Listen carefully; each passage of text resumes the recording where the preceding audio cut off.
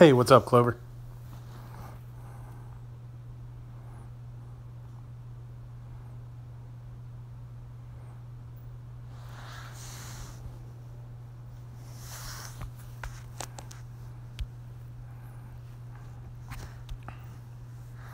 What's going on, man?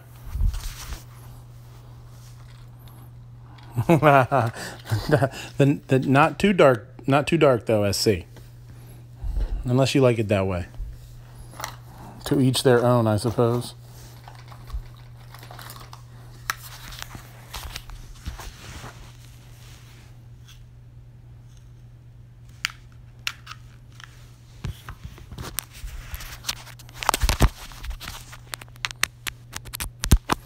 All right, I'm all plugged in here. Got some juice flowing to the phone. So what's going on? What do you guys want to talk about? Oh my God, yeah. Even garbage bacon is still not bad. SC, it's bacon. Even the cheap stuff is still kind of good. There's just certain things in life that are like that. Pizza. Pizza's one of those things. For sure. Even a bad pizza's still pretty good. Some juice. What's up, Grim?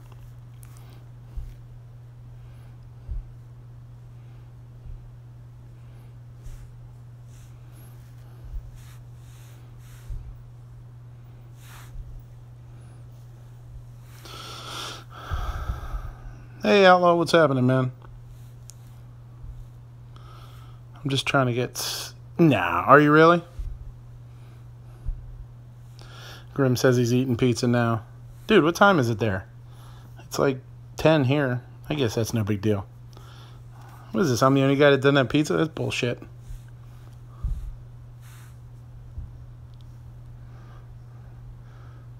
Okay.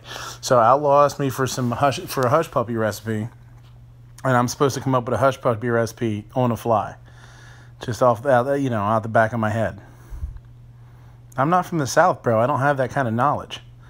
I got to do research, try a couple of things out. And by the way, there's people ahead of you in line. Clover's been bugging me for spring rolls. He's relentless. He won't let me go. But Clover, I got you on my list. You're my number one.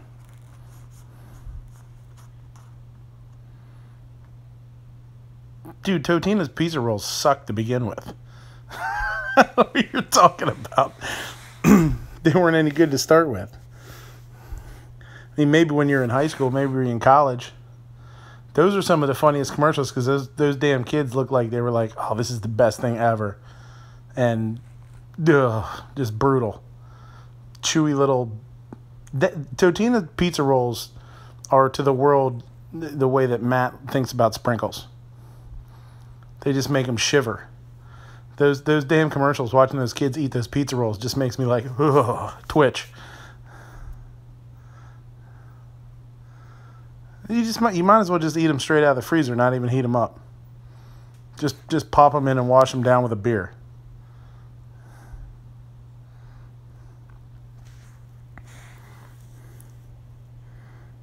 Yeah, bagel bites are better. SC, you're right. Bagel bites are better. My wife likes the bagel bites too. So I got to bring them home every once in a while for a little snack. It's good for watching TV, you know. Throw on some... We're binge watching. We're trying to watch Game of Thrones now. We're like 8 years behind everybody else, but we're digging it so far.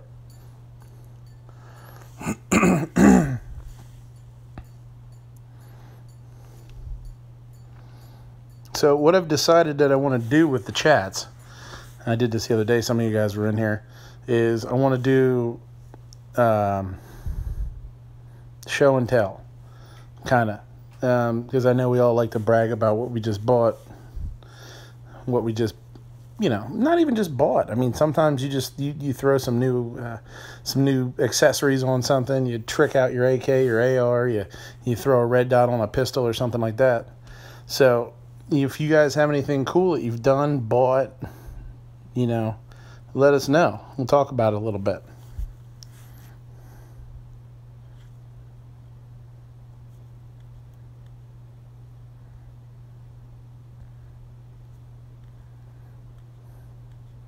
Yeah, you weren't. Yeah.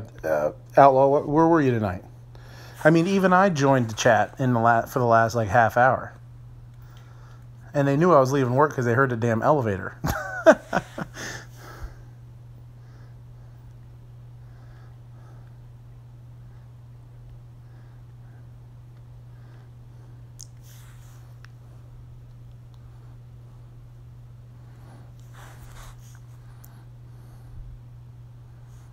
Ooh, you were packing. You better be careful there, buddy. He might be getting on you about something else.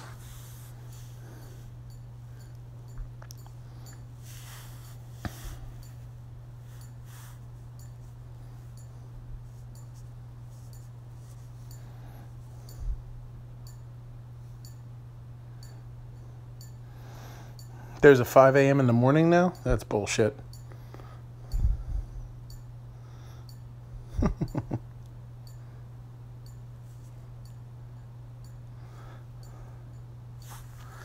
How many do we have in here? 7 people. That's not bad.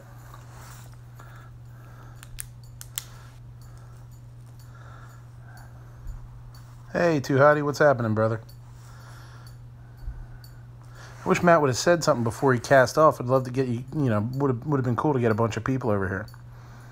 Just to let them know we're doing it, that I'm doing it every once in a while.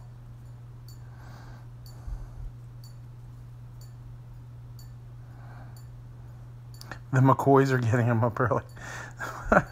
Gunfire will wake you up at 5 a.m., I guarantee it.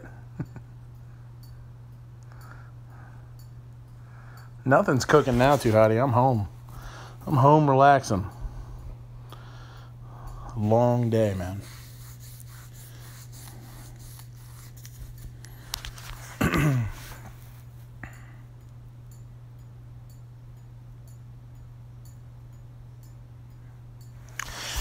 I have been pretty happy with the channel, though.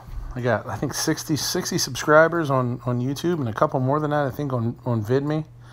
The chat the other night, the bullshit marathon chat that, not bullshit bad, but bullshit like, when, we were just BSing a lot of times, did really well. I think I got like 75 views on that. A bunch of them were pretty quick, which was really cool. So it definitely makes me, a little antsy to get another one. So when Matt said he was shutting down early, I figured we'd open this up. If you guys have any suggestions on a day, or how late it is, Saturdays are pretty cool if I can get out of work early. But otherwise, I was thinking maybe even Tuesday after, hit or miss. I don't mind. I mean, obviously, I'm up late, so you guys let me know. If give me some suggestions.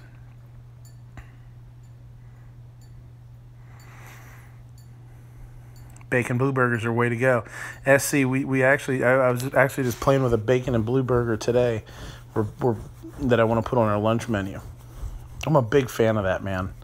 I'm a big fan of mixing in this stuff.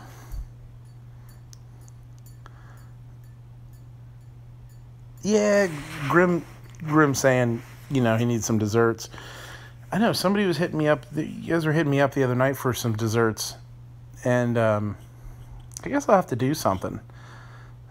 Keep it simple, something you guys can do at home. I'm trying not to do anything too extravagant. Trying to keep it pretty simple. Oh,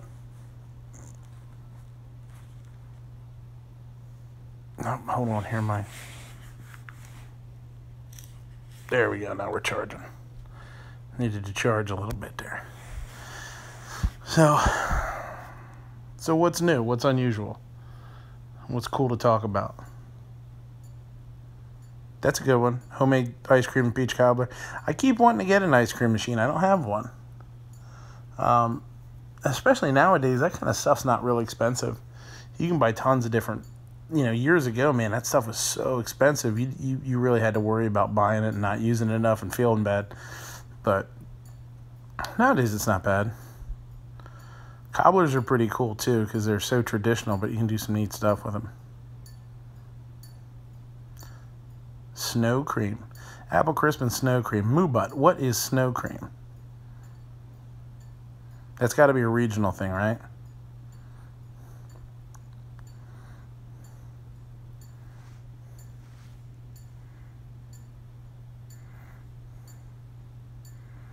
Well, Grim, you don't follow directions well. That's why you sit back and you babysit the kids and you let your wife handle the tough stuff. Let her handle the hard labor.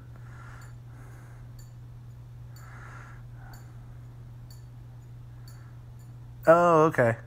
Ice cream made with snow. You know, we used to, when I was a kid, we used to do, and it's kind of a, northern thing or whatever. Snow mixed with, that's cool. That sounds really neat. Snow mixed with sweetened condensed milk, vanilla, and a little sugar. We used to do, we used to take like maple syrup and you cook it down a little bit and then you drizzle it over like a, you get a pot or something, pack it with snow, and you drizzle that over the top of it, and the snow sets it. And you basically have like a caramely, like spider web of like almost like caramel candy. That's really neat. That's like an old school, like 1800s treat that they used to make. I mean, in Vermont or whatever, where their maple trees are. I couldn't do it down here. I don't have any, but sugar maples. Yeah, watch out for the Ohio yellow snow for sure. Yeah. That turnpike snow, that stuff, that slush on the side of the turnpike, that's no bueno, man. That's no good.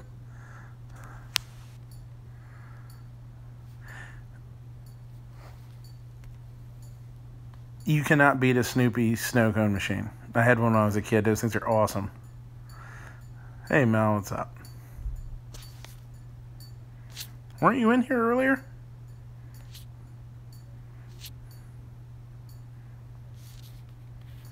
No, I guess not. I thought I saw you pop in earlier. That's cool.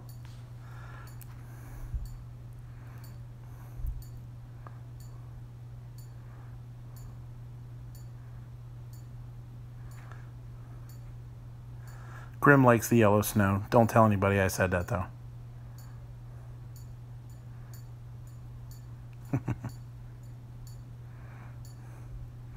Mel, you're actually at home right now? You're not on a plane? That's different, huh? You travel like crazy, man.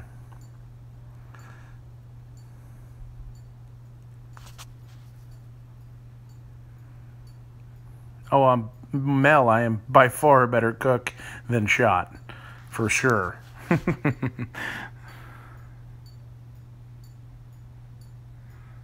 Can you guys hear that? That's actually... Yeah, I'll turn that off. It's actually a fan. Here, I'll turn it off.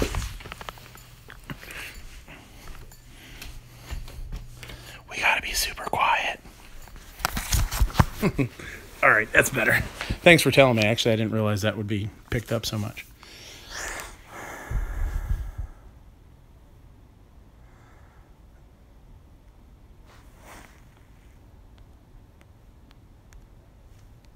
They're in Texas, Richardson, Texas. Go back up here. I feel like I missed something in the chat. Somebody said something.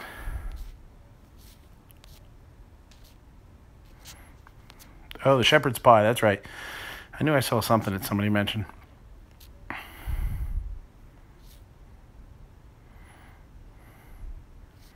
Yeah, was that you, Al, was talking about shepherd's pie? Oh yeah, shepherd's pie. Traditional, or you got do you do it with lamb, or how you doing it? No, I have not taught them about pork belly yet. But pork belly is good stuff. Now, I haven't taught them about pork belly, but if you want to talk to a group of dudes about pork belly, this is the group of dudes to talk about to talk to.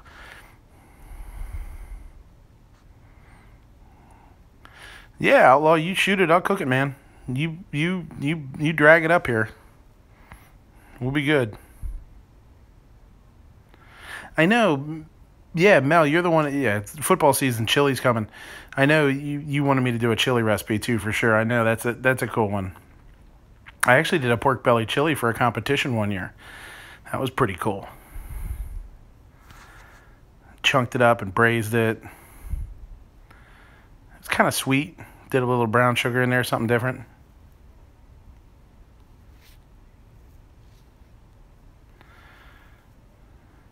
Now, Clovertack, you're talking about taking sausages off the smoker.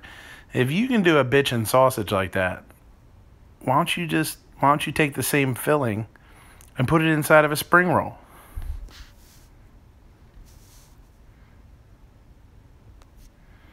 Oh, that's right, Outlaw. You guys are going hog hunting, right? I forget, you guys were talking about that yesterday, I think, or one of the chats I was listening.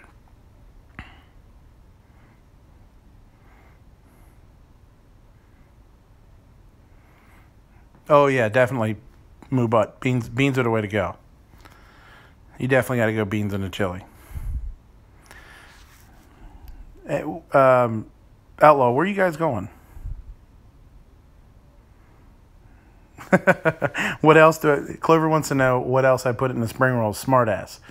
Okay, so when I do a spring roll at the restaurant, I keep it really simple.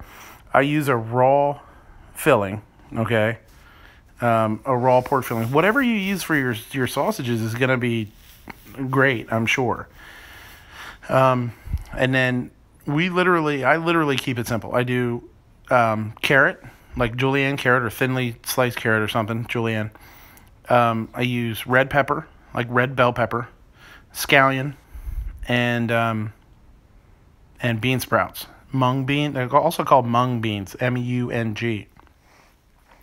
And you can buy them in any Asian store. You can also buy them at a lot of grocery stores. Although the ones at the grocery stores that I've found tend to be a little banged up. They get a little bit old. People don't really buy them.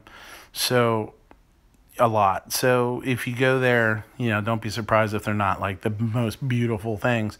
Ask for something. Maybe they can bring you some out from the back if they're not. But so those 4 things are the veggies that I use. And then I use cilantro and Thai basil inside. Now, Tread, not everybody makes their own sausage, he says. But making the filling for the sausage is actually super, it's just like making meatloaf.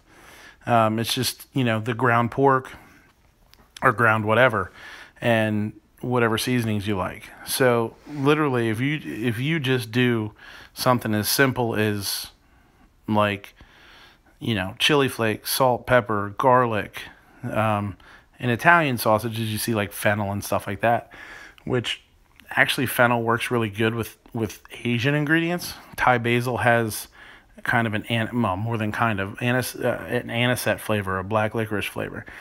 So when you do that, it would work really good. So, and if you want to spice them up, you could always use jalapeno or something like that. But if you can get some Thai chilies, the little red Thai chilies, they call them Thai bird chilies a lot of times. Those work great. Just leave the seeds in them, slice them super thin, and kind of lay them in, or mix them in, or just lay them across when you roll the spring rolls. I can talk you through the spring roll thing too here if you want. There's a big difference. We're talking about the spring rolls that you fry, and they're nice and light and thin and crisp. Not an egg roll, and not the rice paper that you dip in warm water, you roll them and it's kind of chewy and gummy, but you eat it like that. SC, Ghost Pepper Instant Mashed. And ghost pepper isn't even the hottest pepper anymore, so if you're going to bring a hot pepper, you might as well bring the hottest pepper. And there's like 4 peppers or 5 peppers that are hotter than a ghost pepper now. Yeah, Moo Butt, Instant Mashed. I know you guys were throwing that Instant Mashed out there in Matt's chat. I don't know who did that, but that was a bummer. That made me sad, talking about Instant Mashed. But the casing for the spring roll, Mel? What do you mean casing? Like wrapper? You mean like wrapper?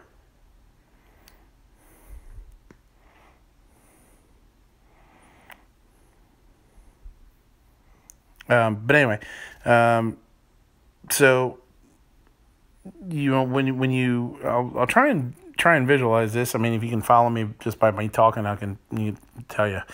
You can start with the spring roll wrapper with the points going away from you, towards you, and left to right. Okay. You want to put the filling on the bottom third, a little bit of egg wash around, not in the middle, just around the outsides. And then you fold the left and the right side in. When you fold those in, you push down the wrapper so that it seals on the end. So that you push it in you fold it in from the left and right, and then you actually push that down so it kind of tucks a little bit, I guess. I don't know how to describe it. And then you can start rolling from, away from you. Start rolling away from you. One of the big things, and one thing that really helps, is when you use the egg wash, not to use too much. If you use a spring roll wrapper, an egg roll wrapper, and the moisture soaks through, nobody can. It gets too dark when you fry it. It'll look like it's burnt. And when you roll them, you put the very last part down so that it kind of seals. Yeah, I'll do a tutorial. No problem. I'm planning on doing one. We're just talking. I'm trying to get Clover Tack off my back. The guy's like a goddamn rabid monkey talking about I got to do spring rolls. So, but he lets me come on his show, so I'll let it slide. But Mel, you said, yeah, the wrapper. Usually they're in the freezer section. 99.9% of the time you can find them in the freezer section. And a lot of times they'll say spring roll, or something like that. And the biggest thing is to make sure you don't get an egg roll wrapper. The egg roll wrappers are really thick, and they're kind of they're good, but they're something different. They're not going to be as light and crispy. They're going to be real kind of chewy, which is cool if you like that. I love egg rolls, but the spring roll wrappers are going to be really thin, and they almost look, when you look at them, they almost have like a bubbly kind of appearance to them, like tiny, tiny bubbles. So,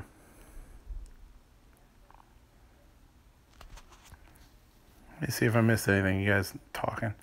Yeah, talking about the casing. Instant mashed. God damn you with your instant mashed.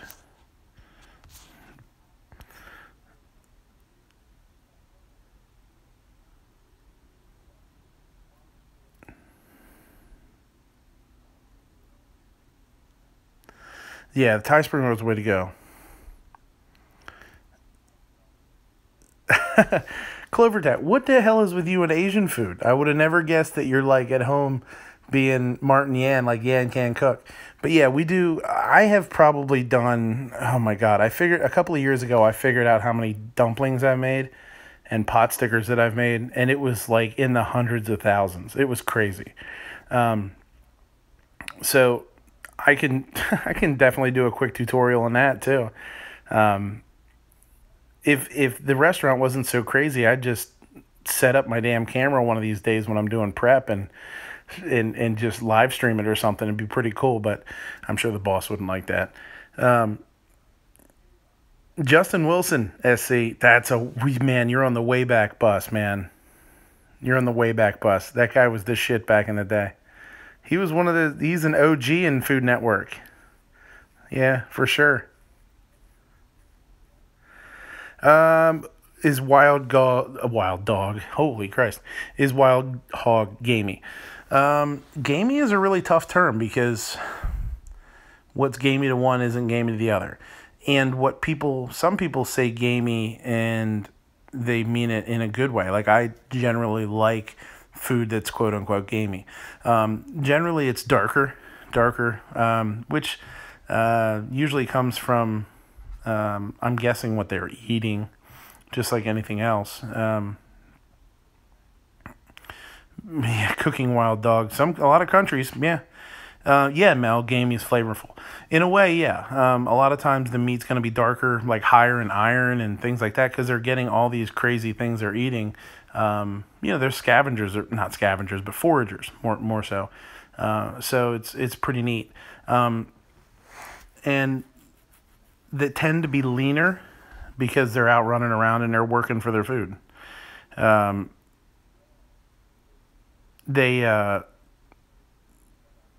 Game equals time to change the grease.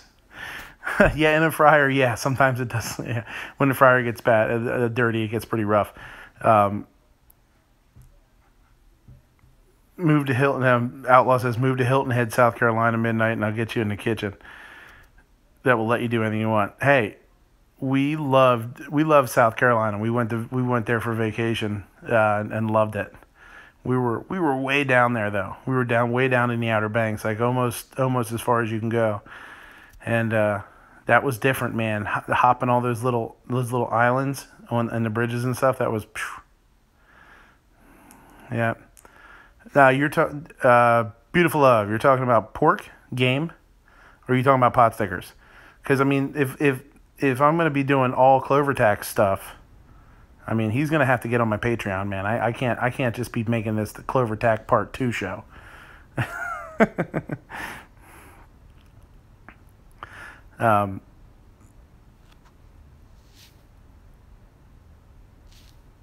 Oh, let me ask, could you do a pork belly with it? Yeah, you could do a pork belly with game. Sure, why not? Or with wild boar. Yeah, no problem at all. And what's nice about belly is that you're generally going to do something to it that's going to, like, either, like, you're going to turn it into pork or turn it into bacon, or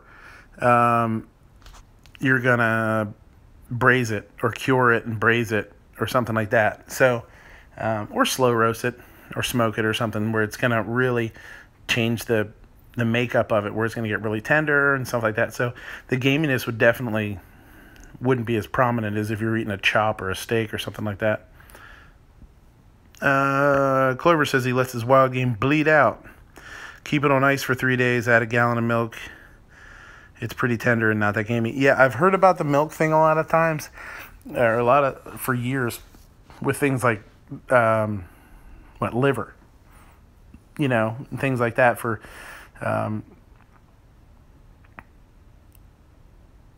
Clover says, my Patreon was not set up the other day, but yes, he plans to support a few channels waiting to go. Yeah, no, it should be set up. I actually do have one patron. So, I mean, I've got $1 a month pledged. So pretty soon I'm going to be leaving all you losers in the dust. And, I'm going to be gonzo because I'm big time now. So just, I'll remember you when I'm gone. I promise. Especially you, Grim. But, no, I did set up my Patreon the other day. And it was because I had another creator say to me that I should do it, and he would be a patron. So it kind of motivated me a little bit to say, you know what, I'm going to do it. And Clover Tag and money bags. Yeah, sure. But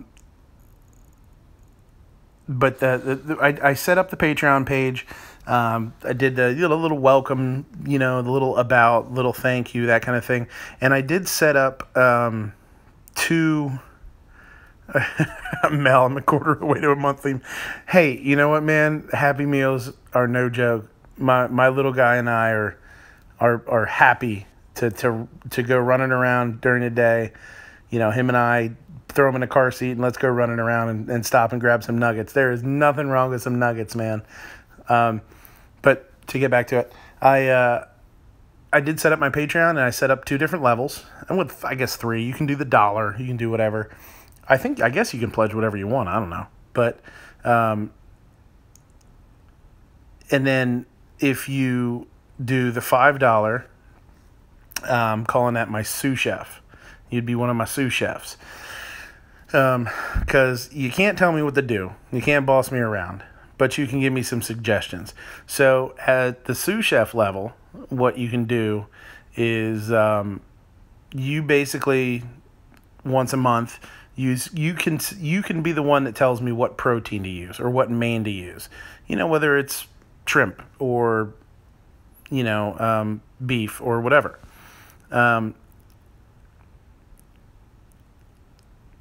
Sorry, Outlaw got me reading his text and it totally stumped me there. So if you really want, if you're a big fan of lamb, and you want to see me do rack a lamb or something like that, you as a sous chef can once a month can say, hey man, I want you to do a lamb video. Okay, cool, awesome. Human, yes, I will do human if you are the next level. Okay, so the next level would be owner. So if you go onto my Patreon and you pledge the owner as you become the owner. That's the only person in that damn restaurant that can tell me what to do. So for $40 a month, once a month, you call the shots. You can basically tell me what to make. Not only the protein or whatever it would be, but you say, oh man, I really want you to do a killer T-bone. Okay? I want to see an awesome T-bone, or a meatloaf. I mean, I know what meatloaf was one of the things that guys were telling me to do. Oh, you should do meatloaf. You should do meatloaf. Because one of Matt's chats, I started yakking about meatloaf. And at the $40 level, once a month, you call the shots. And what's cool is, I can do a lot with $40. Which is, kind of the nice thing about, having it at cost and buying stuff at cost is I can do a lot with it. So, take a look at that, and that's where I'm standing right now. I'm not doing, I don't have any videos up on Patreon. I don't have anything like that yet. If it gets big enough and, I'm doing some fun stuff, then I'll definitely do that. But for now, keeping it simple. Just hoping that I get some guys on there and it'll help fund the habit here a little bit. Clover says you'd love to see rack a lamb. That's how YouTube started. I've always wondered if it hurts bad on them as it does in humans.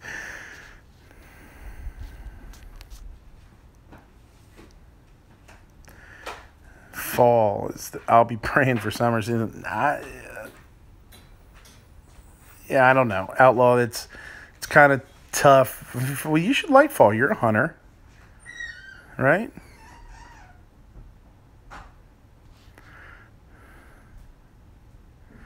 Where they get the little chef hats for the lamb? Are you talking about the little booties?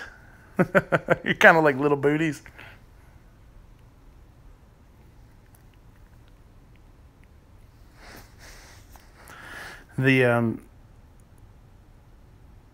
No, moo butt. Kraut balls. No, I don't think so. Is that the best? Robert Rodriguez. Aren't you a director, Robert Rodriguez? Didn't you do Grindhouse? Is that Robert Rodriguez? Yeah, Outlaws. I used to fish like crazy. I used to hunt. I used to do it all. It's I was a big outdoorsman. You name it, man. I was out. I rode dirt bike. I hunted. I fished. I shot. I did archery. Did a lot of it. I just don't have the time anymore. It's a bummer. Robert Rodriguez did Grindhouse and Spy Kids. That's weird. And those are some odd movies for the same dude to do. I missed something back here. There's something. Oh, the little chef hats, the little booties, right? So that's all that is parchment paper. You actually fold it over, and then you make like a ring out of it, and then you just snip the top with a pair of scissors, and it makes the little frilly kind of whatever. That's all that is.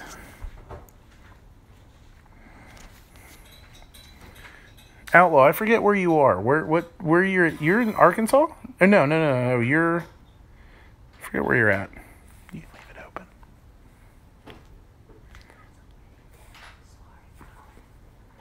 Okay.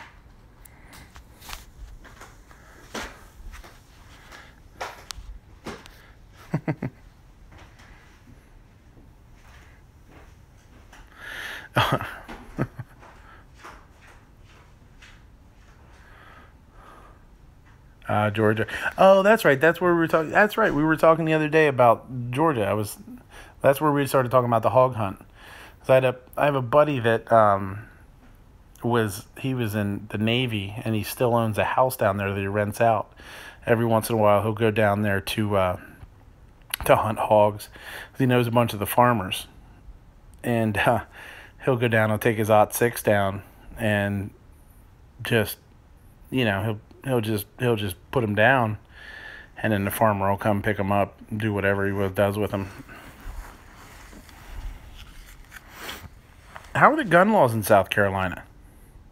I feel like when we were down there, I don't think I could carry down there. I don't think we had reciprocity. Pretty sure. Yeah, SC, the 90% of his rack of lamb knowledge comes from cartoons. Yeah, that's kind of an older school thing to do too, when you do the crown rack of lamb, when you like make it into like a little ring and tie it so that it sticks up, and that's kind of cool. That's old school, man. You're not alone, RL. Losing it and then finding it again? Good luck. It's hard, man. It's hard. And I always joke about it myself, because everybody has their thing, right? Everybody has that. I'm in PA, Tread. I'm up here in Pennsylvania. You always talk about food being so hard, and to kick and stay on a diet and all this kind of stuff. I always say it's my situation is, would you suggest an alcoholic become a bartender? Hell no. But it's kind of what it is like for me, because I'm sitting in the middle of all this great stuff every day. It's hard not to snack. It's hard to stick to them diets, man.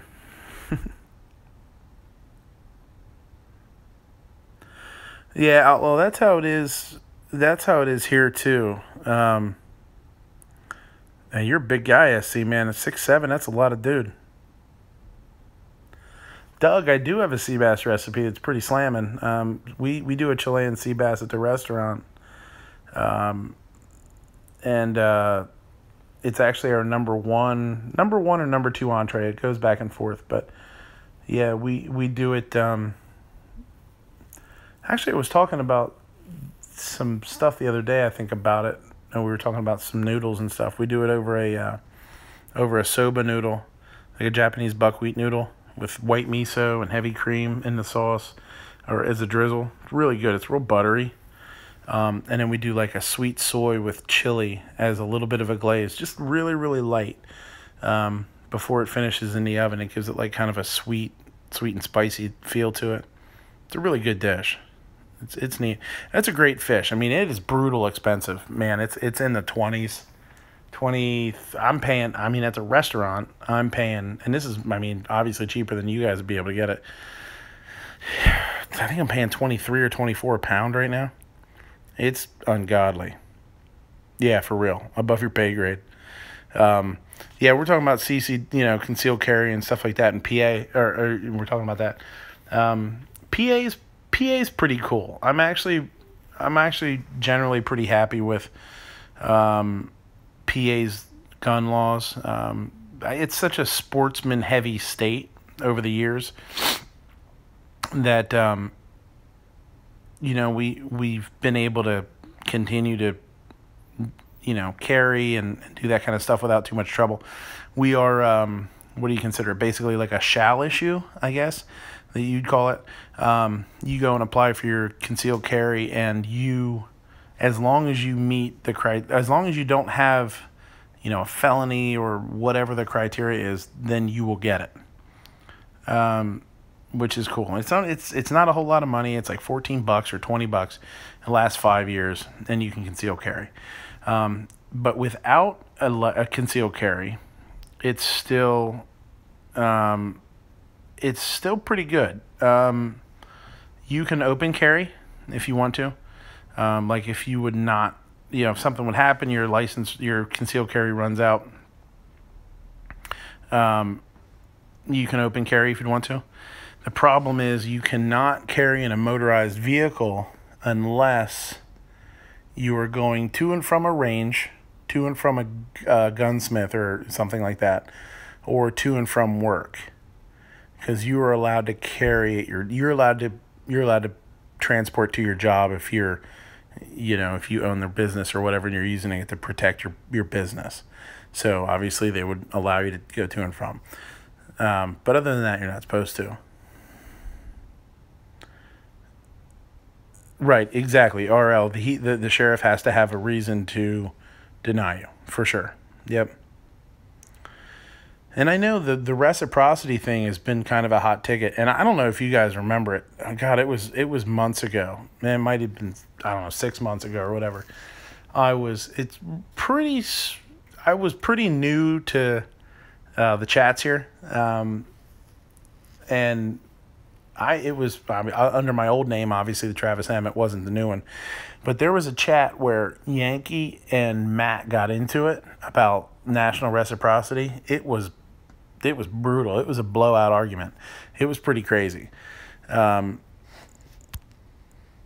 it was interesting to listen to, regardless. But needless to say, but I'm for it. I understand why. SC, do you remember that one? I remember I was listening to it in my car. I actually had to leave work to go get something at the store. Of all, just had to run and grab something. And I got it in my car, and my Bluetooth hooked up, and it started playing. And it was like 5 minutes later, man, they started chowing into each other. It was pretty crazy. But I know it's kind of a hot topic, and a lot of people, like Matt, is so libertarian. He's so against, any kind of regulations, and he doesn't want you to, he wants you out of his business, which I totally 100%, understand. But I think the national reciprocity thing, I'm for it. I think that, for me to be able to travel, and not have to worry about going state to state or whatever. I like that.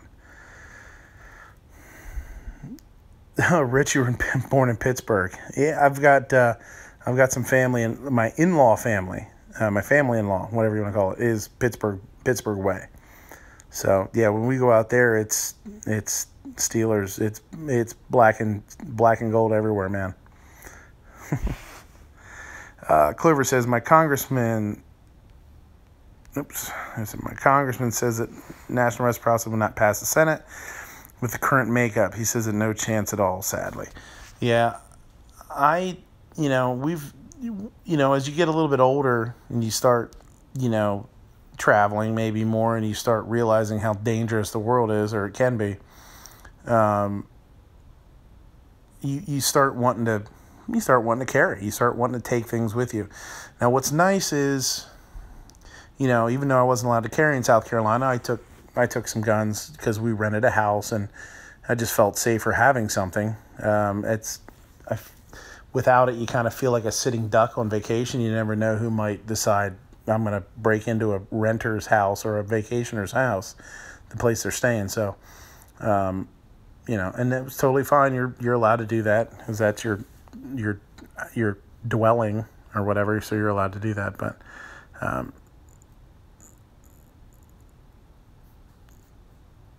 yeah, Mel, leaning towards CCW being like a driver's license proof you can handle it, and yeah, like PA is pretty nice. You don't have to do it's good and it's bad, because there are a lot of, they were talking about this the other night, and I think it was Foose had said that he had to do a course. Some of the other guys had to do courses, and it was pretty, that way. Then they were able to work their reciprocity in more states because they were a little bit stricter. We're nice because we just go down to the courthouse. I just go down to the courthouse, and as long as I haven't screwed anything up or done anything stupid, then I get it. But our reciprocity isn't all that great. I can't carry in Maryland. I think I can carry in West Virginia. and I can move down the East Coast, but it's, it's here and there. So I would love it just for the ease of being able to throw it in a car and, if we're going on vacation, to take it.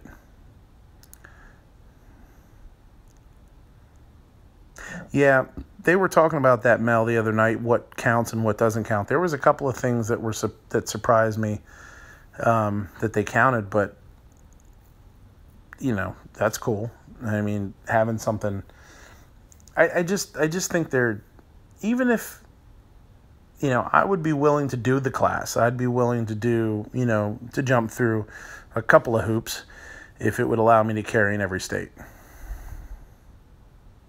Definitely. Have any of you guys ever heard of, there's a class, it's called Legal Heat, Legal, Legal Heat. I've never been able to do it because they always do it on a Friday or a Saturday afternoon around me. They'll do it like Bass Pro Shop or something. And it gives you your Arizona and Florida, I think. And that way you have reciprocity with, like, I don't know, like almost all the states. But I've never done that. I've been able to do a class. I didn't know if anybody else has heard of it. Yeah, Maryland doesn't. Maryland's pretty jacked up. It is kind of weird. I will say this. I think what makes me appreciate PA a little bit more is that we're butting up against Maryland, New Jersey, and New York. The only thing that would make it worse is if somebody decided to up California and switch it with Ohio, and we'd be surrounded by shitty gun laws.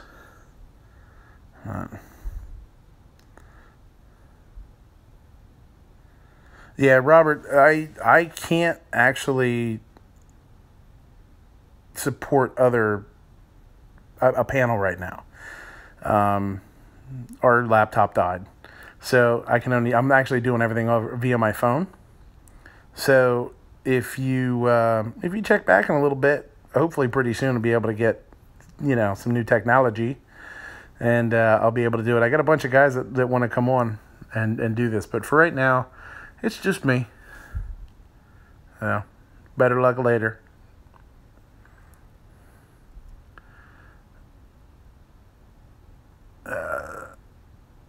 Or else that's caveat, but it might be the interim step we need to constitutional carry. We're not going to get it without steps in between. Yeah. That's what it is, Doug. Florida, Nevada, and Utah. That's what they do. That's what that legal heat class. I think it's like a 6-hour class. You sit and they give you you do the class, and then they give you all the paperwork to fill out, I guess, and you send it away, and you get the non-resident permits. And yeah, for years I've been saying that I need to try and do that.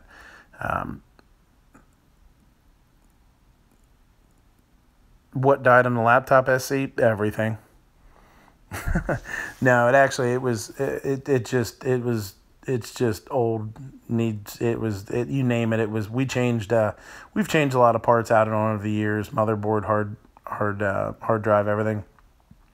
And recently the battery just went, and not only did the battery go, but the charging port is jacked up. So it's a goner. Yeah, that's for sure, Mel. I mean, that's what I'm saying. I'm not even shopping around because we don't have the dough right now. I'm spending too much money on these videos. If I wouldn't do any videos, I could get a damn computer, you bums. But Alienware 17, Rich. What do you mean by that? What is that? You mean Alien Gear?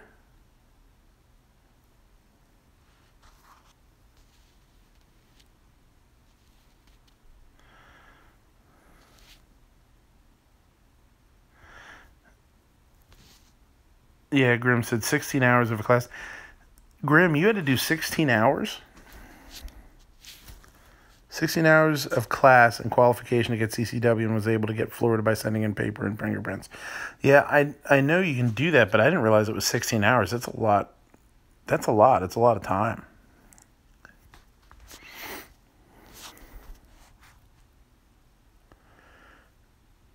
Oh, Alienware laptop. Rich, I actually, because I was talking to Night Strike about it. He wanted, I forget what it was. Something happened. I was going to do a chat a while back, and he was going to come on, and I was like, I found out that I can't.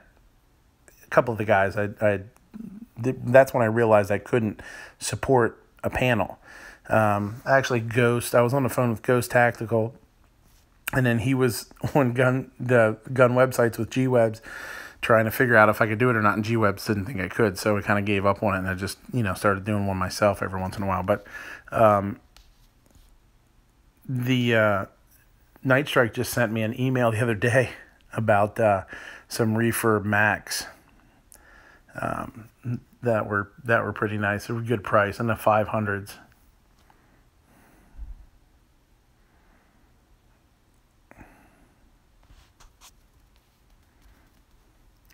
It's not that I don't want a MacBook or a Mac. I'm not used to Mac.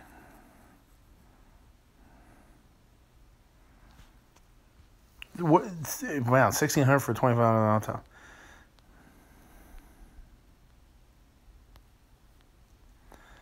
Alienware 17. That's cool. We'll have to check it out.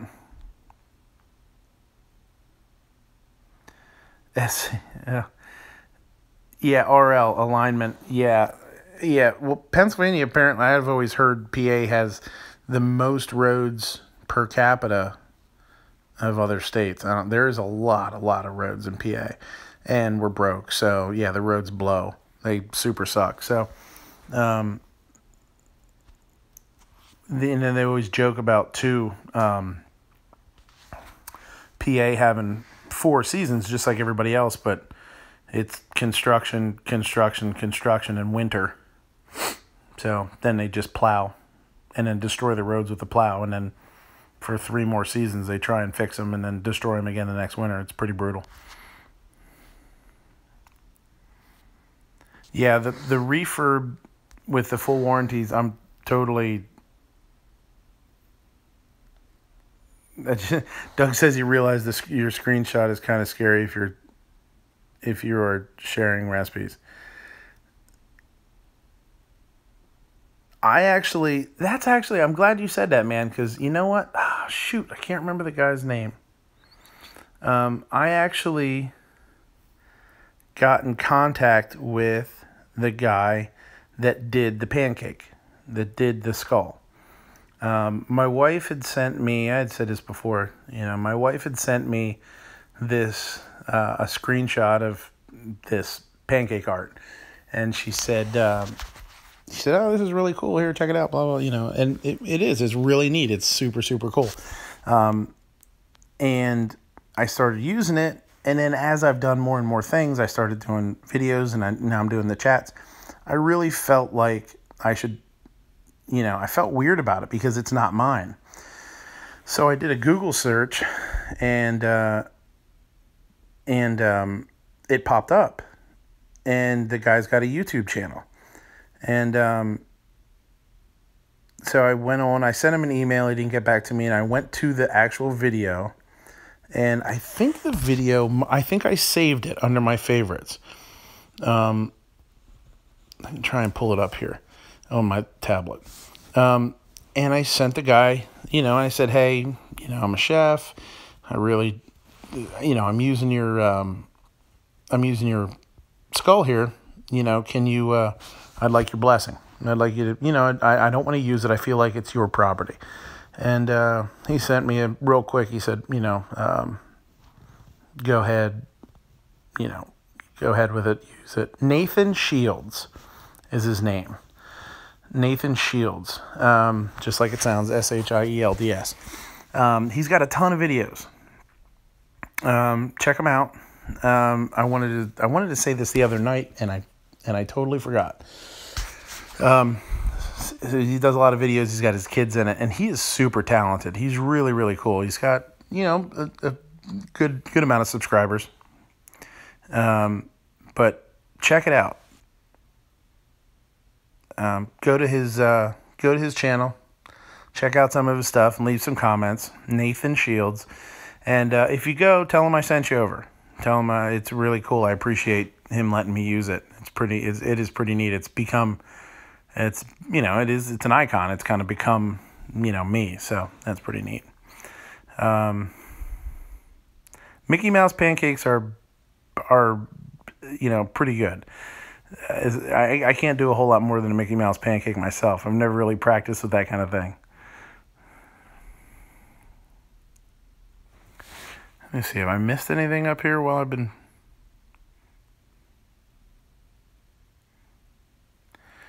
Anything going on? No, I guess I didn't miss anything. Rich is talking about eBay manufacturers.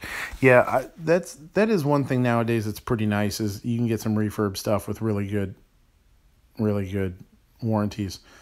It's kind of like, guns that are doing blemish stuff, which, I mean, it's super, super rare to see anybody that ever gets anything that's blemished, quote unquote, that you actually could notice, without really being told about it, which is pretty cool.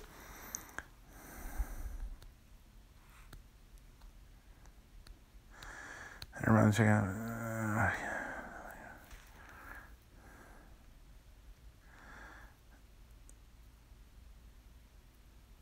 Grim. It says, I still like the shit hit the fan pic of you in pink. Oh, are you talking about the one that you sent me? The one that you emailed me?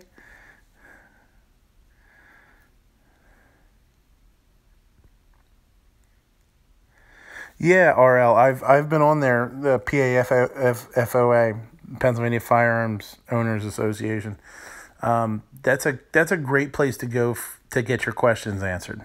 If any of you guys are, I know you're not from PA, but I'm sure every state, has their own thing. But I've gone on there when I've looked at carry laws, and stuff like that. And there's a lot of information on there. I know they have, I think they have a classified section and stuff too. Like if you buy and sell, and some, not say blogs or whatever, but posts. And you post stuff.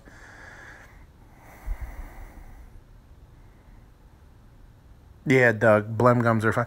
I totally would do blem. I have no qualms about that at all. And I actually, PSA's blemished ARs are pretty... I don't have an AR. And I want... That's either my next or second to next. But I really think that should be my next buy, because they are awesome in price right now. I actually emailed a deal that popped up on... I have the gun.deal app, which is pretty awesome. If you guys know, it used to be Slick Guns. They changed it to guns.deal. And they have a really nice app. It's really simple. I can't say that it's got a million things on it, but it's pretty neat. And I checked it out yesterday. And yesterday, and it was still up there today. It was from Armalite. It was their, Mel, you know what I'm saying. It was the Armalite with a Vortex Spark, and it was $445. $445. The red dot alone is like $170. It's crazy. Yeah, you're right. And I got real antsy. Like I thought, oh shit, this is a great deal. Just can't pull the trigger right now, haha, quote unquote. But if I had if I had the money in the bank, man, I'd have had that thing ordered before. It'd be on its way to my FFL right now.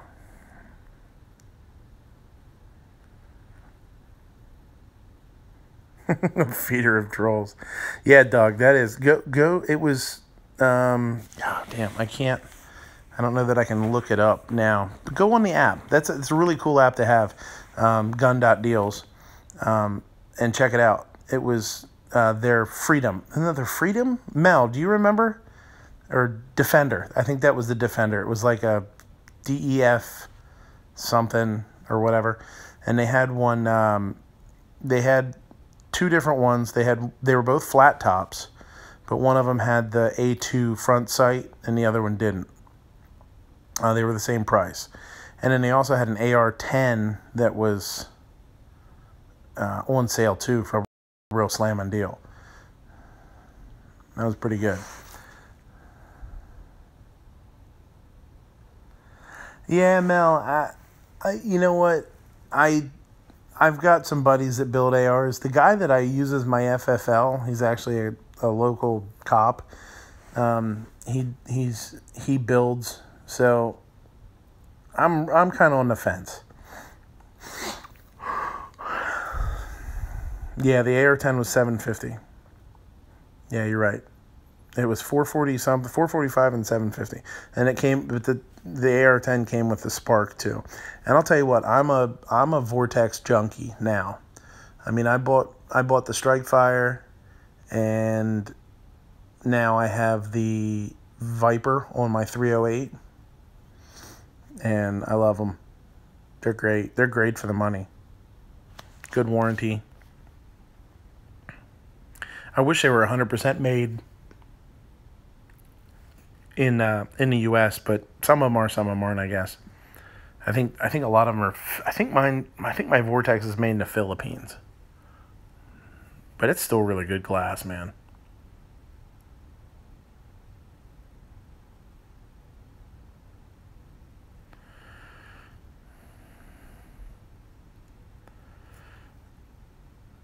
Yeah, Mel, you need the tools anyway. Yeah, and that's part of it. Like, for me, I want an AR-15 now because it's an amazing time to buy one as far as cost goes. But I'm not a huge AR-15 fan.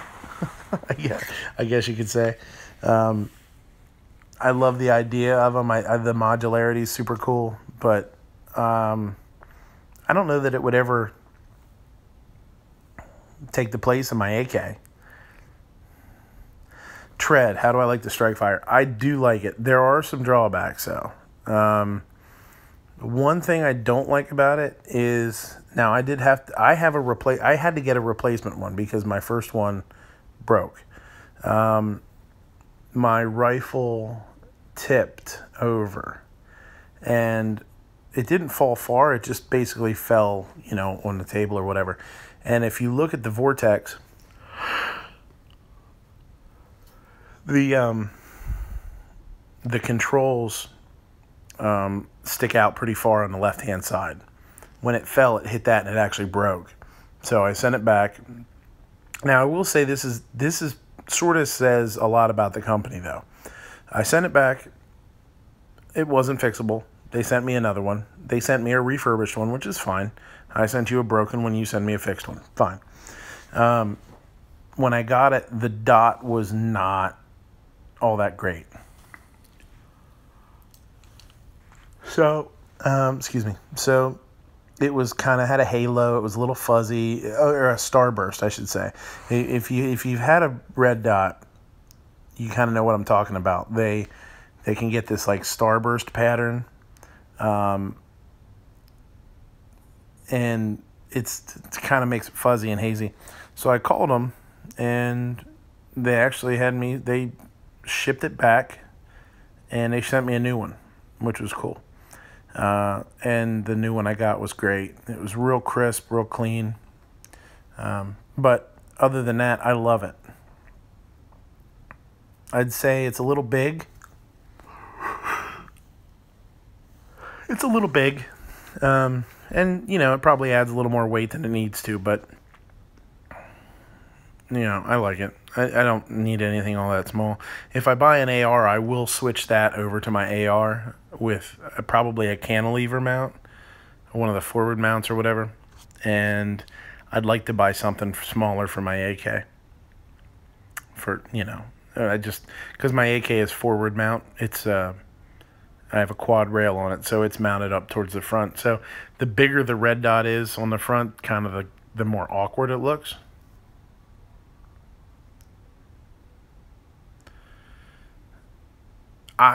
Okay, so Rich, you got the Venom. The Venom is the small reflex, right? I think Clover, just did a video on that. Because I haven't been able to physically go somewhere to check them out yet.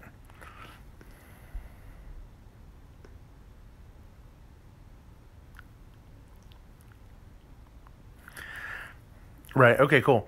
So, yeah, and I wondered that, and I was kind of wondering, size-wise, if it was going to be okay for a rifle or a pistol. But yeah, I'm definitely thinking about that for my AK. That's actually at the top of my list. Because the Strike Fire's fine, and it's nice, and it actually has the 2x magnifier that you screw on the back. And I'll take that out to, I mean, I shoot at like 50 yards with it from bench, and even with my AMD, I have an AMD 65 with a short barrel. I get pretty decent sized groups.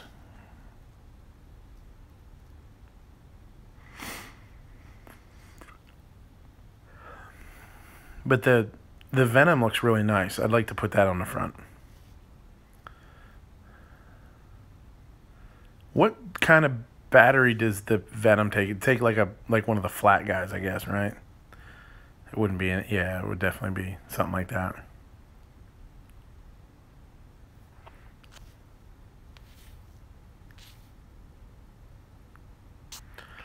What was the problem with your Venom? Why did you send it back?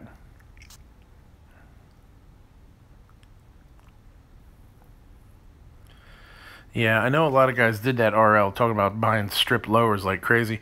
I know there's been deals recently where guys are buying like 4 or 5, 6 of them and sitting on them, which I don't think is a bad idea.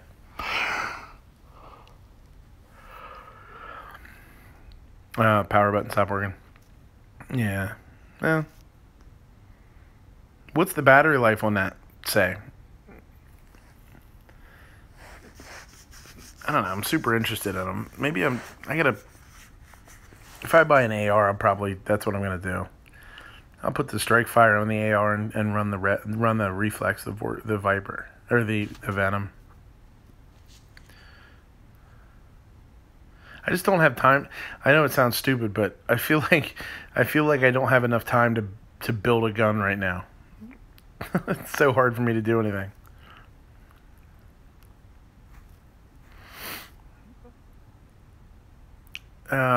SC saying running a cheapy UTG on my SIG M400 replacement EOTech someday.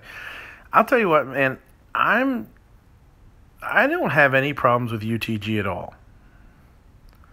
I have a UTG quad rail on my AK.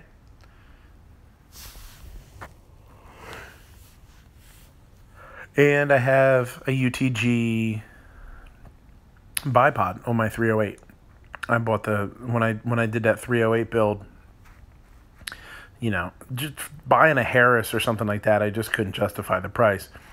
So I did the UTG, and it's great.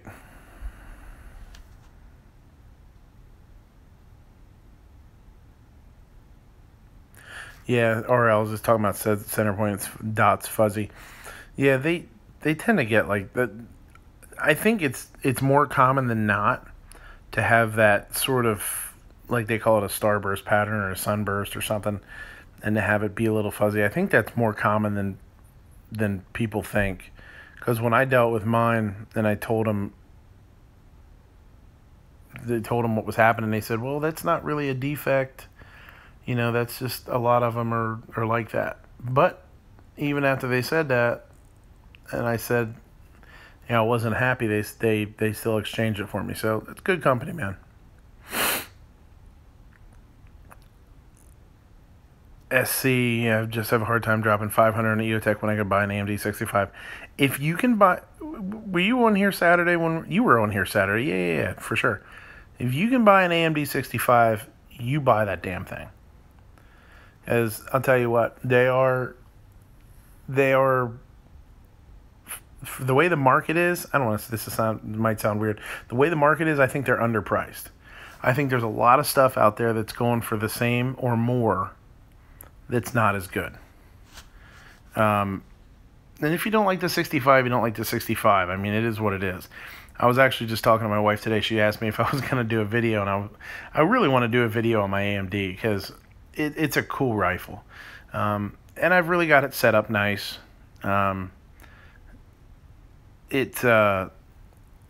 You know, I've got a recoil buffer on it, which is really cool. A lot of people have never, you know, I've talked to people about some of the parts that I have on it, and people that have an AMD 65 and they've never done it, because it's a specific, like if you want to put a quad rail on it, it has to be the right one. Or like Matt says in his videos, you can futz with some of the stocks and trim them and, you know, grind them out and stuff and make them fit because of the gas tube.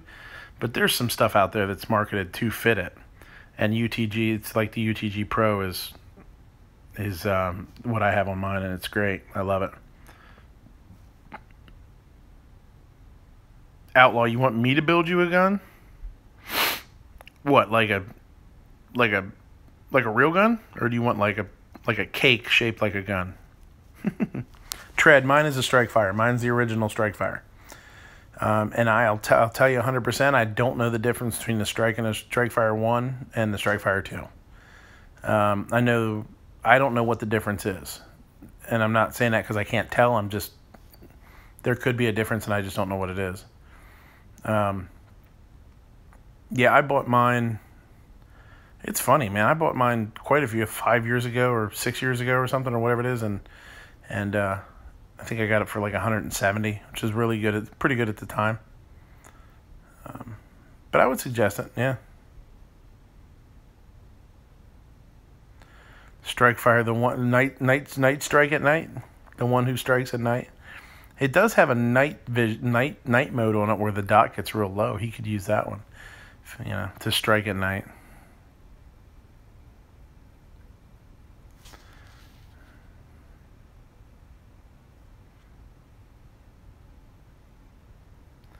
Yeah, that's cool, Doug. I didn't even know they made them in desert tan. I thought they were all black. I guess there's a ton of stuff out there. If you know, the Vortex Jonas. Does he have a 2 times? Does he have a 2 times magnifier? RL says those CHP S&Ws are pretty sweet. If they weren't 40, I'd probably get one too. You're not into the 40s. I'm a 40 fan. I do like 40. I own a 9mm and I own a 40. I think a 9mm has a great place. I think it does almost what a 40 will do. I think a 40's a more capable round. You know, I guess everybody's different. I just have it in my head that if you told me somebody was gonna, you know, try and assault me, do I want a 9mm or do I want a 40? I'm gonna pick the 40. You know.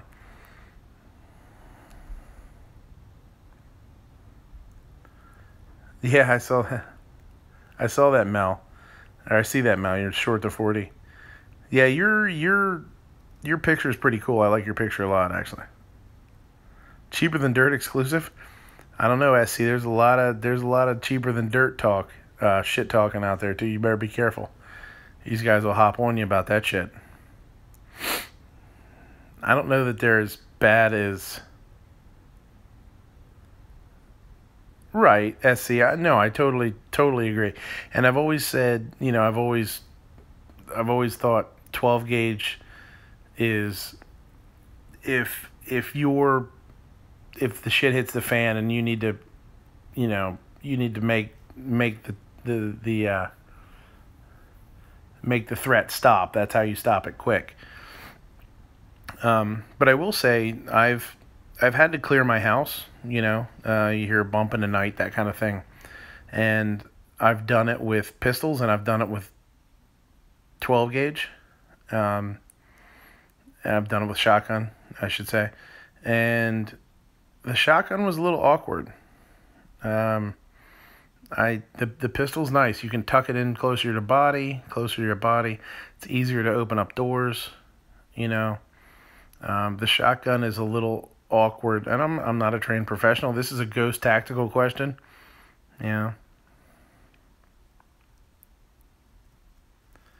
But I know when I cleared the house with a shotgun, I found it awkward to hold the shotgun with one hand, open the doors, and feel like I'm prepared if something would happen.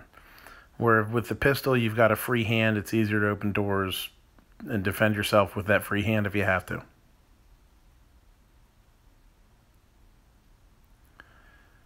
What is 500 Thunder Ranch Marine? I actually have I'm on the budget end of shotguns here. Stevens 320.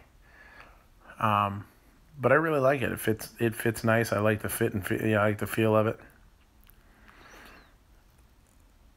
You know what else, Mel? That on that gun deals app, the Saint is they had a Saint on there for a great price too, and it's a bummer that nobody should buy it. 'Cause that's a good rifle.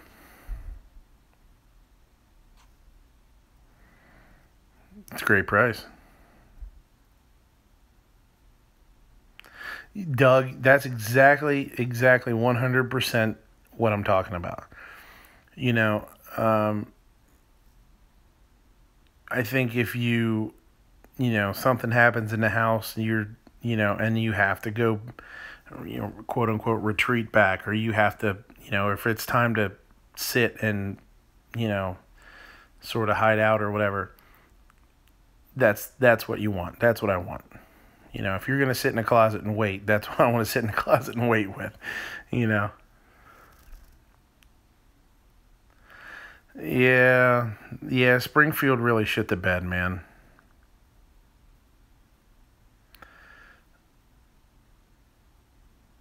Ten and a half inch AR, Rich. That's nice. That's a good bedside gun. That'll get the job done. This Springfield thing I think is a real bummer. Because Springfield has, I'm not a huge fan of the Springfield pistols. I think I don't know. They're just not for me. But an M1A and the Saint are two rifles that I would love to have.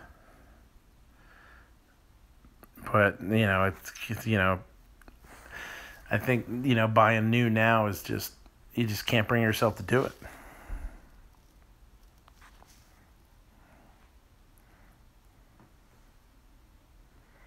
You love the grip zone. That's so goofy. Grip zone is so funny.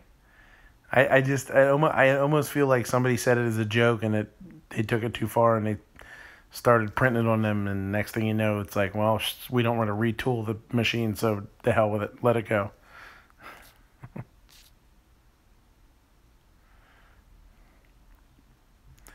Let me go back here and see if I missed anything.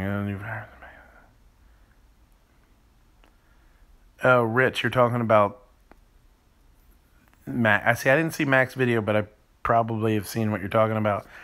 Is it one of the quote unquote other guns or whatever that the NFA says? It's not a pistol, it's not a shotgun, it's not a rifle, it's not anything. It's just like, I think they call it other. So you can get away with it. I know there was a guy that comes to the gun that works a stand at the gun show that I go to here. And he has one of those like shorty what is it? I forget. It's like two or three round 12 gauge pistol pumps crazy things. He carries it on a holster on his hip like it's a pistol. It's actually like a drop leg holster that ties because it's so damn long.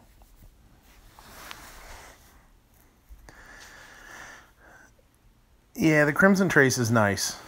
I will say this. Oh, yeah. Okay, Rich, I know what you're talking about. Yep. Yeah, I've looked at them. Doug saying has a pistol, the Crimson Trace. I like the idea of a red dot or a laser. I don't own one. And I actually was looking at a buddy. A buddy of mine is selling a bunch of guns, and one of them was a Glock 27 Gen 3 with the Crimson Trace on it, and it goes on the finger guard. It attaches to the finger guard. And that was a little awkward though, because I felt like I didn't know where the hell to put I'm right-handed. I felt awkward as to where to put my index finger on my left hand. And I actually, when I originally grabbed it, I wrapped my finger around the front of it, and I was like, man, your laser's not working. I was like, oh, the battery's dead? And it was because my finger was covered in a damn laser like an idiot. Yeah, Mel, the TRL, I'll tell you what, man, I really like my stream lights. He's talking about the TLR4. I always say TRL, like MTV TRL, but TLR4.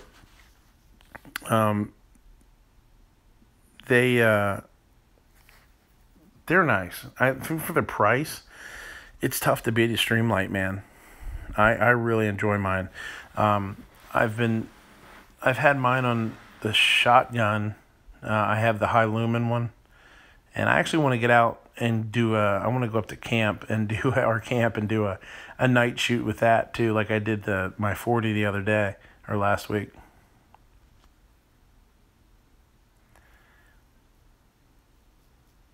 What do you mean upgrade my TLR3? That's what I have is the TLR3. That's the small one that I have on my Bursa, my carry Bursa.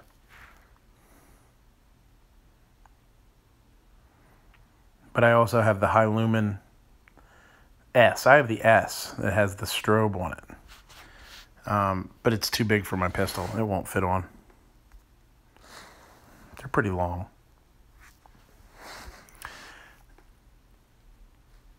Okay, RL, you're talking about the GP100. How do you like your GP100? Because I do not have a revolver, and I do want to get one. And Ruger seems to be I don't want to say it's at the top of my list, but they seem so reasonably priced for what they are. I should say the quality, that they're super attractive. And the GP100 and the SP101? Is that what it is? Oh,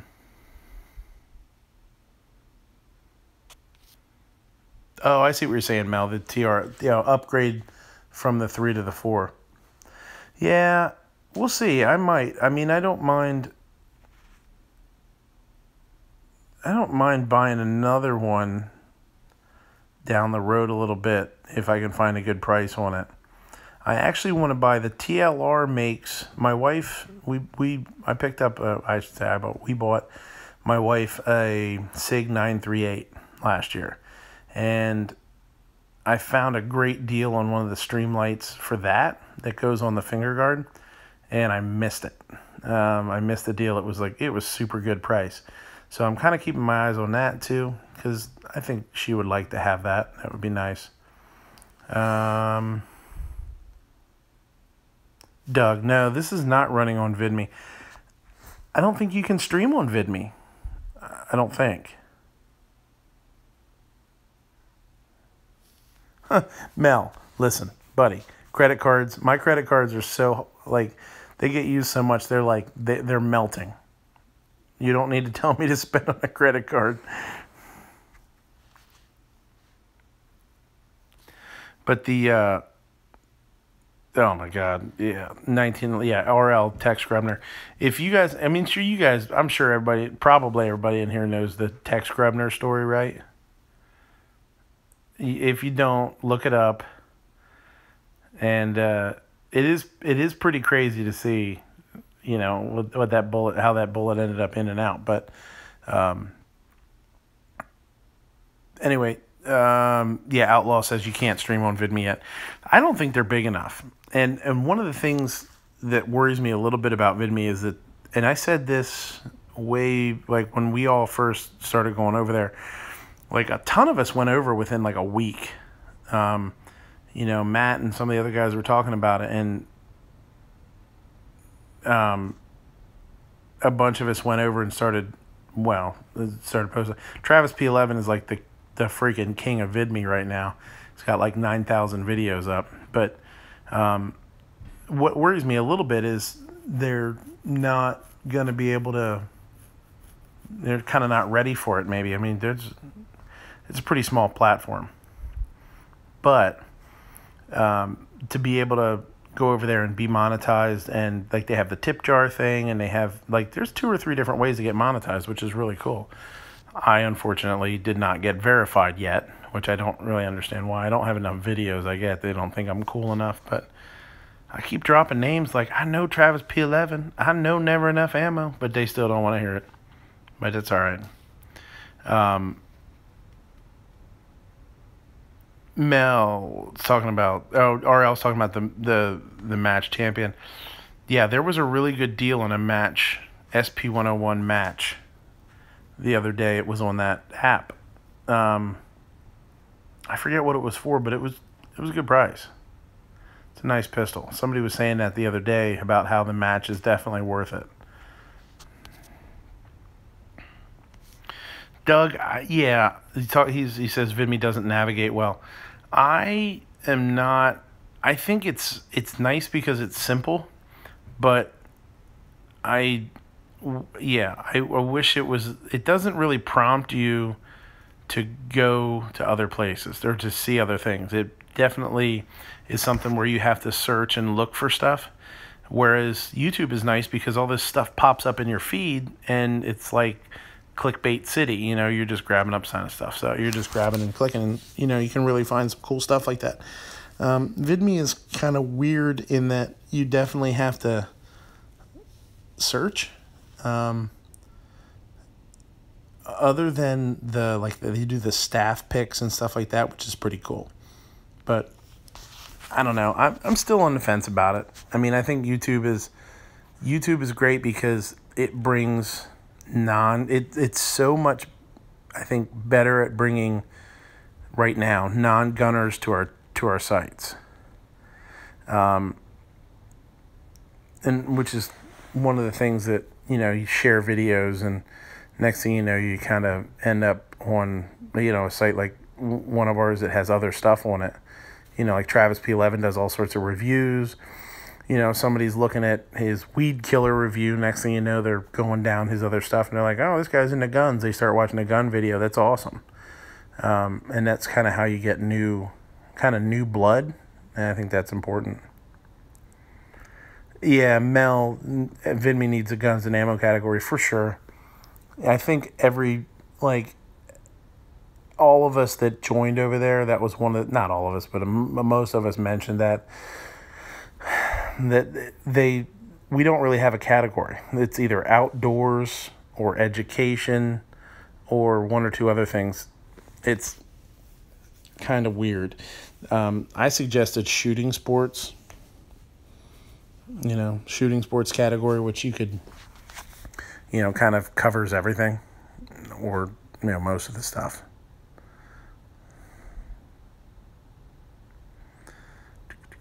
Let's see what's going on here. Did I miss anything while I'm talking my ass off here?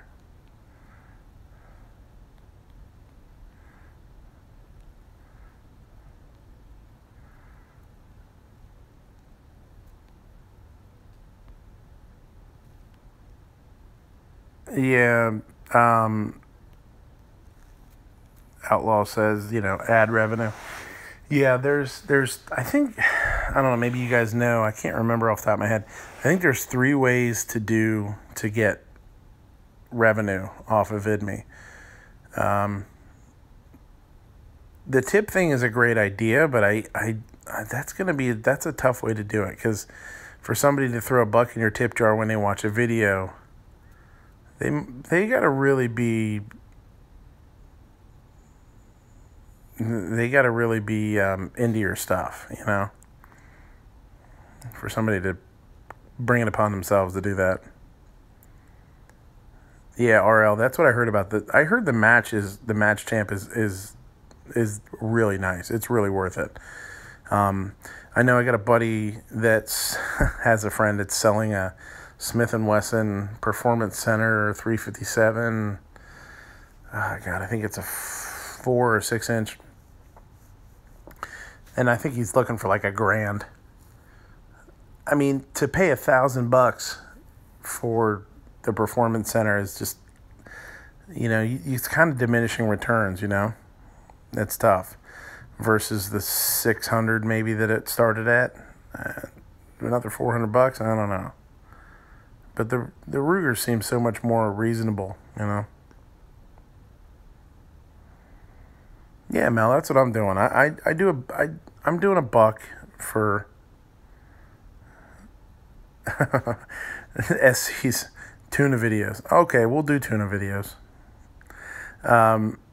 Yeah, Mel, I do like Patreon too. That was one of the things that I did quite a while ago was start donating. I started with Matt and Yankee, and then, you know, now it's more, not a ton, but you know, I just want to, you know, throw it out there and say thanks, and I appreciate what these guys are doing, and just let them realize that, you know, we do want to help them out.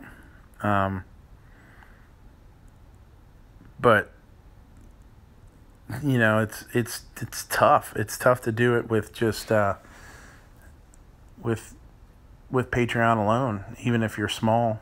You know, it's tough to get like the momentum running, you know.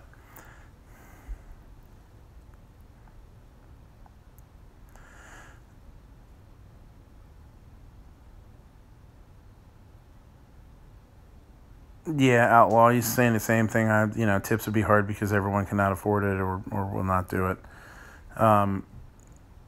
Yeah, to get somebody to self-motivate, you know, themselves to kind of throw it in there is tough. You know, Patreon is nice because you can tag it onto your videos. You know, you say, hey, check me out on Patreon if you like what I'm doing. But the tip thing is, you know, you don't really have that. You can't push people that way. Yeah, and what's crazy about Yankee is people watch his stuff because they love him, and they watch his stuff because they hate him. And that's where, you know, tonight on Match Chat they were talking about moderator. He needs a moderator, man. He needs a moderator to kick people out and you know, just kind of thin out the herd a little bit, because it's a lot. There's a lot of people in there. It's 600 people or something sometimes. Yeah, Super Chat's another good one. I think, I mean, Patreon obviously takes less.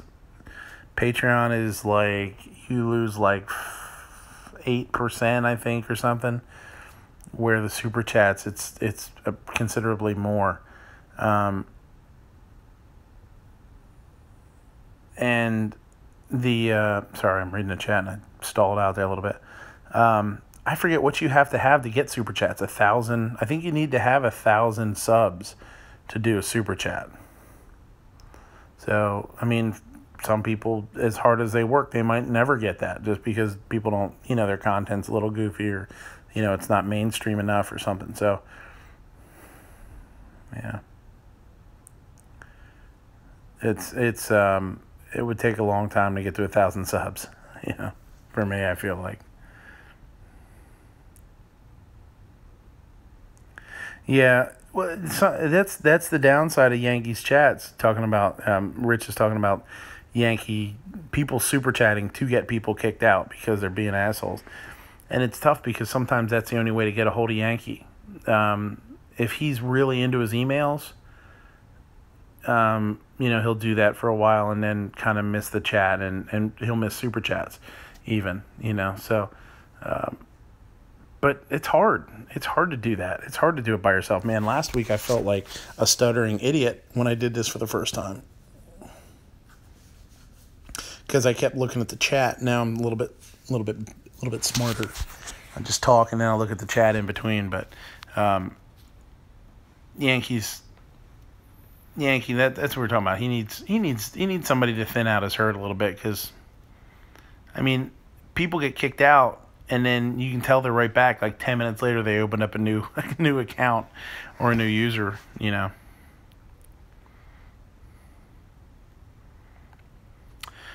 Doug saying super chat doesn't all go to the creator. It's easy to lose track of what you spend. Yeah.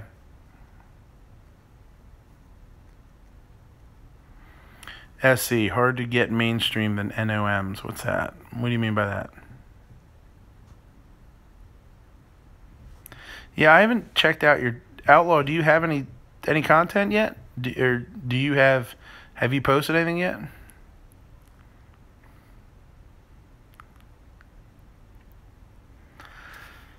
Rich, having him to monitor chat is hard even when you're not switches. Yeah, I will say, the way to do it is, what Clover did last week with us. I think there was 5 of us. He just gave us all moderators. And Clover doesn't have that issue in his chats. He's got a real good chat, and it's pretty laid back, and I don't see it. But if Yankee had 2 people in there, to kind of drop the hammer on people if they needed it, it would be nice. But you guys are talking like crazy now. I'm having a hard time keeping up. Outlaw, you're talking about gun channels, and I know people ask me about gun channels all the time, and I'm a member, but gun channels does not like my phone. I think gun channels hates Apple, because I have a hard time when I go over there. I have a hard time even using the chat. You got to expand the screen, and then I couldn't find the send button. I was typing shit and not being able to send it. It just wasn't real user friendly for me. So I've stuck to YouTube. But once we get a computer, I want to do gun channels. Gun channels is awesome. It's not as easy as it should be for me.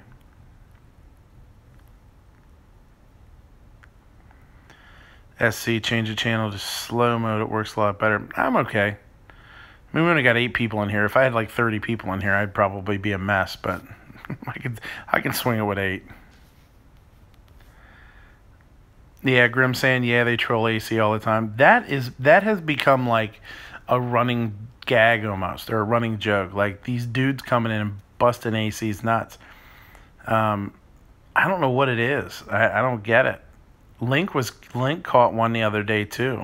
That dude was hounding Link like crazy for like 10 minutes. Yeah, see, you're talking about hard to get more mainstream than food. It is hard to get more I mean, I guess you're right. I mean, people are super into it and whatever. It's just I haven't really done enough promoting, kind of, or whatever, self-promoting. I don't share enough videos. I don't do any of that kind of stuff. Matt just saying, why Matt's doing a desk pop. So I'm going to shut this down. We should go check that out. It'll be worth it. So thanks for coming. And let's go check that out. And then maybe Saturday night we'll open one back up. All right? See you guys.